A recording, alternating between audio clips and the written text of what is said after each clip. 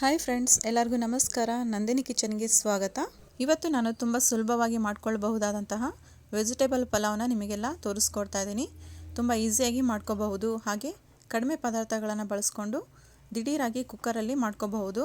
Friends, ಯಾರೆಲ್ಲ first time ನಮ್ಮ ಚಾನಲನ್ನು ನೋಡ್ತಾ ಇದ್ದೀರಾ, ಪ್ಲೀಸ್ ಒಂದು ಲೈಕ್ ಮಾಡಿ, ಹಾಗೆ ಸಬ್ಸ್ಕ್ರೈಬ್ ಮಾಡ್ಕೊಳ್ಳಿ. ಪಕ್ಕದಲ್ಲಿರುವ ಬೆಲ್ ಐಕನ್ನ ಕ್ಲಿಕ್ ಮಾಡಿ. ನಾನು ಹಾಕುವ ಪ್ರತಿಯೊಂದು ಅಡುಗೆ ನೋಟಿಫಿಕೇಷನ್ ನಿಮಗೆ ಮೊದಲಿಗೆ ಬರುತ್ತೆ, ನೀವೇ ಅದನ್ನು ಫಸ್ಟ್ ನೋಡ್ಬೋದು.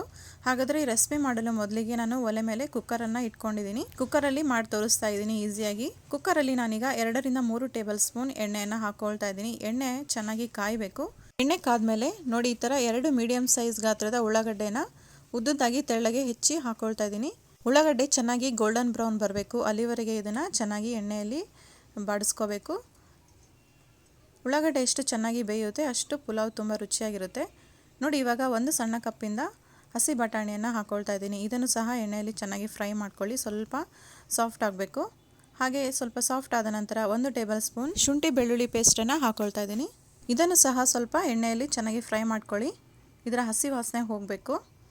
ನೋಡಿ ಫ್ರೆಂಡ್ಸ್, ಇವಾಗ ಹಸಿ ವಾಸನೆ ಹೋದ್ಮೇಲೆ 1 ಟೇಬಲ್ ಸ್ಪೂನ್ ಹಸಿಮೆಣಸಿನ್ಕಾಯಿ ಪೇಸ್ಟನ್ನು ಹಾಕ್ಕೊಳ್ತಾ ಇದ್ದೀನಿ. ನೀವು ಹಸಿಮೆಣಸಿನ್ಕಾಯಿ ಪೇಸ್ಟ್ ಇಷ್ಟ ಇಲ್ಲ ಅಂತಂದರೆ ಒಣ ಖಾರದ ಪುಡಿಯನ್ನು ಸಹ ಹಾಕ್ಕೋಬಹುದು. ಹಸಿಮೆಣಸಿನ್ಕಾಯಿ ಪೇಸ್ಟ್ ಹಾಕೋಣೋದ್ರಿಂದ ಈ ಪುಲಾವ್ ತುಂಬ ರುಚಿಯಾಗಿರುತ್ತೆ. ನೋಡಿ, ಇವಾಗ ಸಣ್ಣದಾಗಿ ಉದ್ದುದಾಗಿ ಕಟ್ ಮಾಡ್ಕೊಂಡಿರುವಂತಹ 2 ಕ್ಯಾರೆಟ್ನ ಹಾಕ್ಕೊಳ್ತಾ ಇದ್ದೀನಿ. ಹಾಗೆ 2 ಆಲೂಗಡ್ಡೆಯನ್ನು ಈ ಥರ ಪೀಸಸ್ಗಳನ್ನಾಗಿ ಮಾಡಿಕೊಂಡು ಹಾಕ್ಕೊಳ್ತಾ ಇದ್ದೀನಿ. ಇದನ್ನು ಸಹ ಎಣ್ಣೆಯಲ್ಲಿ ಒಂದು 2-3 ನಿಮಿಷ ಚೆನ್ನಾಗಿ ಫ್ರೈ ಮಾಡ್ಕೋಬೇಕಾಗುತ್ತೆ.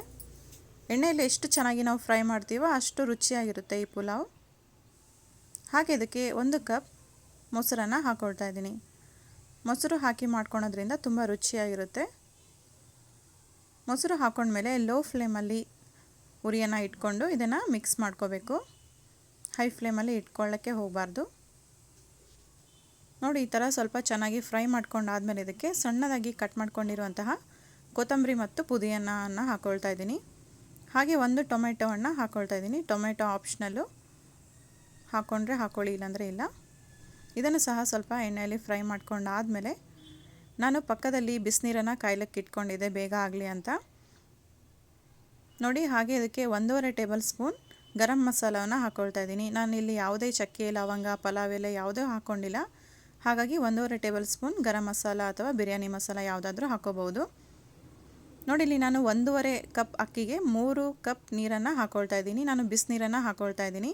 ಈ ಥರ ಬಿಸಿನೀರು ಹಾಕ್ಕೊಳೋದ್ರಿಂದ ತುಂಬ ಬೇಗ ಆಗೋಗ್ಬಿಡುತ್ತೆ ಪುಲಾವ್. ಹಾಗೆ ರುಚಿಗೆ ತಕ್ಕಷ್ಟು ಉಪ್ಪನ್ನು ಹಾಕ್ಕೊಳ್ತಾ ಇದ್ದೀನಿ. ನೋಡಿ, ಈ ಥರ ಕುದಿ ಬಂದಮೇಲೆ ಅಕ್ಕಿ ನೆನೆಸಿಟ್ಕೊಂಡಿದ್ದೆ ಒಂದು 15 ನಿಮಿಷ. ಅದನ್ನು ನೀರನ್ನೆಲ್ಲ ಚೆನ್ನಾಗಿ ಬಸ್ಕೊಂಡು ಅಕ್ಕಿಯನ್ನು ಹಾಕ್ಕೊಳ್ತಾ ಇದ್ದೀನಿ. ನೀವು ಯಾವ ಮೆಜರ್ಮೆಂಟಲ್ಲಿ ಅಕ್ಕಿ ತೊಗೊಂಡಿರ್ತೀರಾ ಅದೇ ಮೆಜರ್ಮೆಂಟಲ್ಲಿ ನೀವು 1:2 ಥರ ನೀರನ್ನು ಹಾಕ್ಕೋಬೇಕಾಗುತ್ತೆ. ನೋಡಿ, ಈಗ ಅಕ್ಕಿಯನ್ನು ಹಾಕ್ಕೊಂಡು ಚೆನ್ನಾಗಿ ಮಿಕ್ಸ್ ಮಾಡ್ಕೊಳ್ಳಿ.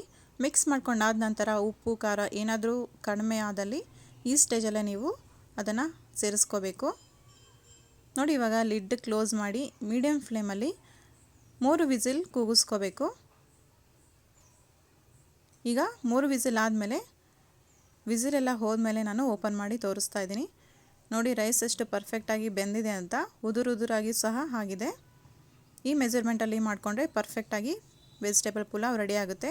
ನೀವು ಸಹ ಈ ಮೆಥಡಲ್ಲಿ ನಿಮ್ಮ ಮನೇಲಿ ಟ್ರೈ ಮಾಡಿದ್ಮೇಲೆ ಹೇಗೆ ಅನ್ನಿಸ್ತಾ ಅಂತ ಕಮೆಂಟ್ಸ್ ಮೂಲಕ ತಿಳಿಸಿ. ಹಾಗೆ ಯಾರೆಲ್ಲ ಹೊಸದಾಗಿ ನೋಡ್ತಾ ಇದ್ದೀರಾ, ಲೈಕ್ ಮಾಡಿ, ಶೇರ್ ಮಾಡಿ, ಹಾಗೆ ಸಬ್ಸ್ಕ್ರೈಬ್ ಮಾಡ್ಕೊಳ್ಳೋದು ಮಾತ್ರ ಮರಿಬೇಡಿ. Thank you for watching.